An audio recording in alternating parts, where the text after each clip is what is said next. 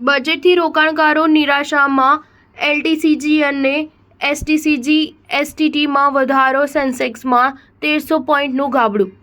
નાણામંત્રી નિર્મલા સીતારમણે શેરબજારની અપેક્ષાની વિરુદ્ધમાં બજેટ જાહેર કરતા સેન્સેક્સ 1277.76 પોઈન્ટ તૂટી 80,000નું લેવલ તોડી 79,224.32 પરના તળિયે પહોંચ્યો હતો. નિફ્ટી પણ માંડ 24,000નું લેવલ જાળવવામાં સફળ રહ્યો છે. શેરબજારમાં કડાકા પાછળનું કારણ long term capital gain, short term capital gain અને સિક્યુરિટી ટ્રાન્ઝેક્શન ટેક્સમાં વધારો છે. શેરબજારના રોકાણકારોને જેનો ભય હતો તે જ દિશામાં કામગીરી કરતા નાણામંત્રીએ long term capital gain tax 10%થી વધારી 12.5%, જ્યારે short term capital gain tax 15%થી વધારી 20% કર્યો છે. નિર્મલા સીતારમણે શોર્ટ ટર્મ ગેઇન ટેક્સ અમુક ચોક્કસ ફાઇનાન્શિયલ એસેટ્સ પર જ વધાર્યો છે, જ્યારે અન્ય તમામ ફાઇનાન્શિયલ અને નોન ફાઇનાન્શિયલ એસેટ્સ પર જૂનો 15%નો દર લાગુ થયો.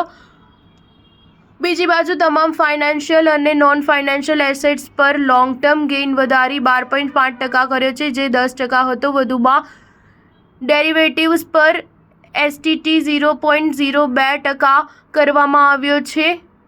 એફ.એન્ડ.ઓ પર સીતારમણે નિવેદન આપ્યું હતું કે એફ.એન્ડ.ઓમાં વધતા રોકાણ સાથે સટ્ટાકીય પ્રવૃત્તિઓનું પ્રમાણ વધ્યું છે, જે શેરબજાર માટે યોગ્ય નથી, જેની નોંધ લેતા એફ.એન્ડ.ઓ પર સિક્યુરિટી ટ્રાન્ઝેક્શન ટેક્સ 0.02% અને 0.1% કરવાનો પ્રસ્તાવ છે. વધુમાં શેર્સના બાયબેક પર થતી કમાણી પર પણ ટેક્સ લાગુ કરવામાં આવશે. હાલ દેશમાં કેપિટલ ગેઇન ટેક્સ એસેટના પ્રકાર અને તેના હોલ્ડિંગના સમયગાળા પર આધારિત છે. ઇક્વિટી માટે 1 લાખથી વધુ લોંગ ટર્મ કેપિટલ ગેઇન પર 10% ટેક્સ લાગુ છે, જ્યારે શોર્ટ ટર્મ કેપિટલ ગેઇન હેઠળ 15% ટેક્સ લાગુ થાય છે.